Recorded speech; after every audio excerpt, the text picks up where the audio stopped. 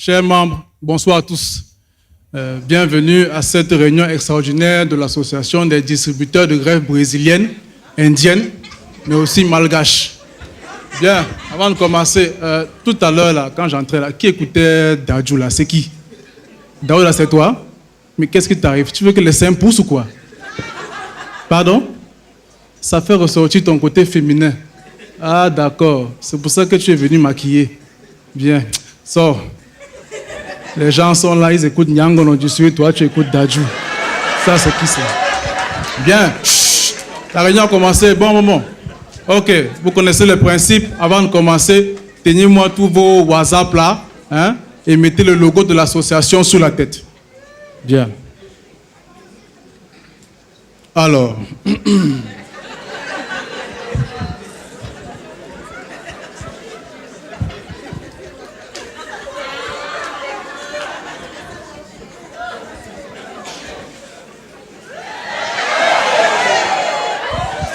Alors la réunion a commencé.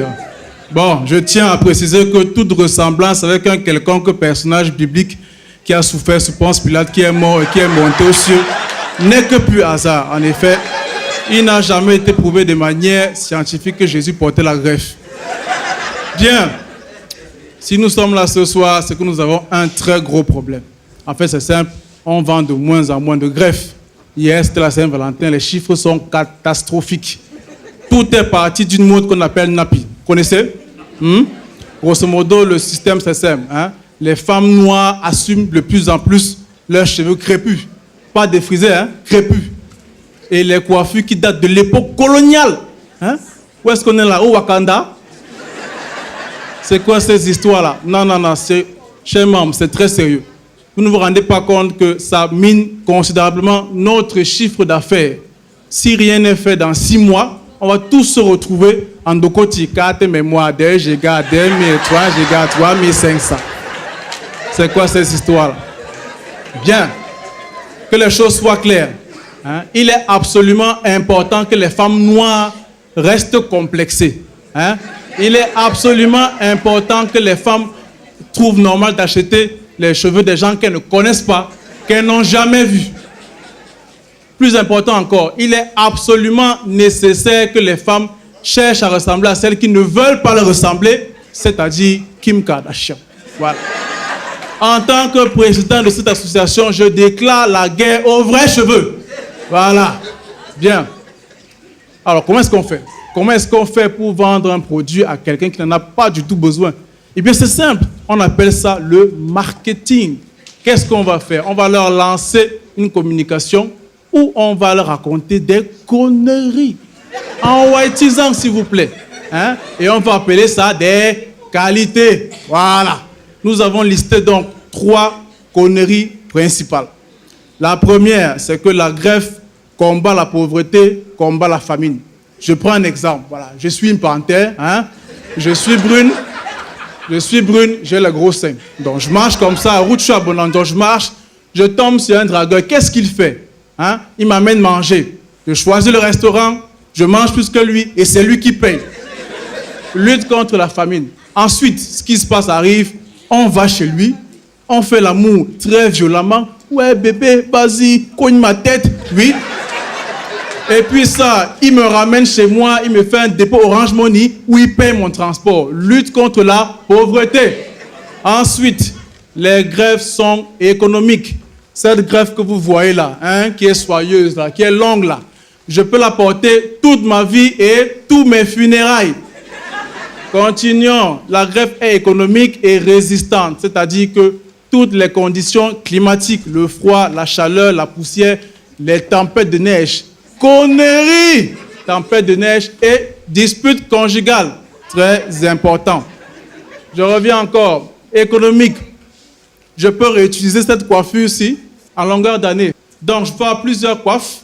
Alors, je peux faire une coupe courte, comme ceci, vous voyez, ou une coupe longue, comme cela. Alors, à la fois, je peux être Coco ou alors Nathalie. Voilà. Bien. Dernière connerie. La greffe est compatible avec les activités Sexuelle. Oui, monsieur, je vous explique. Dans la plupart des productions cinématographiques dédiées au sang à leçon, à un moment donné, l'héroïne s'exprime. J'excite. Oui, vas-y, chérie, tire mes cheveux. J'aime ça, j'aime ça, j'aime ça. Cette scène n'est absolument pas réalisable avec les matobos sur la tête. Voilà. Bien. Ok.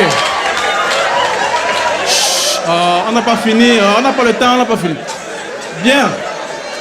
Bien, bien, bien, bien. Ok. Maintenant, ceci étant précisé, il faudrait quand même que vous sachiez que nous avons eu des retours négatifs auprès de la clientèle. On ne va pas se mentir, ce n'est pas un produit parfait. Voilà. Nous avons eu 2 défauts principaux sur nos produits. Premier défaut, voilà, la greffe. Tout le monde connaît ce signe. On appelle ça les pellicules. Et c'est très normal. Vous portez la greffe, ça fait 6 mois, vous ne changez pas. Il fait chaud, vous transpirez, vous ne l'avez pas ça. C'est normal. Messieurs, dans vos différents points de distribution, nous avons pensé à tout. Quand vos clientes vont arriver, elles vont se plaindre des démangeaisons. Elles vont me dire, oui, monsieur, ça gratte par-ci, ça gratte par-là. Eh bien, c'est simple, messieurs. Si elles vous disent que ça gratte, vous leur répondez, grattez. Et nous avons donc des accessoires que nous allons mettre à disposition de la clientèle. Des bics,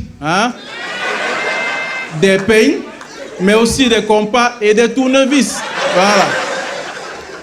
Autre défaut qui nous a retenu, nous avons bien sûr les odeurs.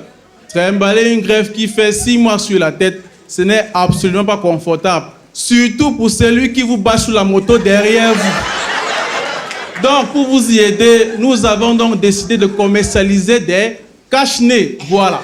Donc, vous allez remettre ça à vos clientes. Elles vont porter leur greffe pendant 3 ans, monter sur la moto, remettre le cache-nez à celui qui la bâche. Comme ça, on est sûr qu'il va arriver en vie à destination. Bien. OK. Ça, c'est précisé. Maintenant, messieurs, je vous annonce, avant de terminer cette réunion, que nous avons signé un partenariat d'égérie commerciale avec une jeune Camerounaise qu'on appelle Blanche Bailly. Est-ce qu'il y en a qui la connaissent ici? Non? Moi non plus, je ne la connaissais pas. Je ne sais pas trop ce qu'elle fait. Mécanique auto, plomberie. On n'est pas très sûr. Quoi qu'il en soit, elle est populaire sur les réseaux. Et elle a beaucoup d'atouts. Voilà. Bien. Messieurs, donnons-nous rendez-vous donc dans 1 mois pour confronter nos rapports. Bien. Quoi? La collation? Oui, mais c'est la fin du sketch, là. Quelle collation? Merci. Maori, c'était magique. Orange Comedy Club saison 2. On espère que la toile arrive très bientôt. Et puis, je compte faire une autre coiffure, mais bon, ça, c'est pour bientôt. Orange a vraiment fait le boulot.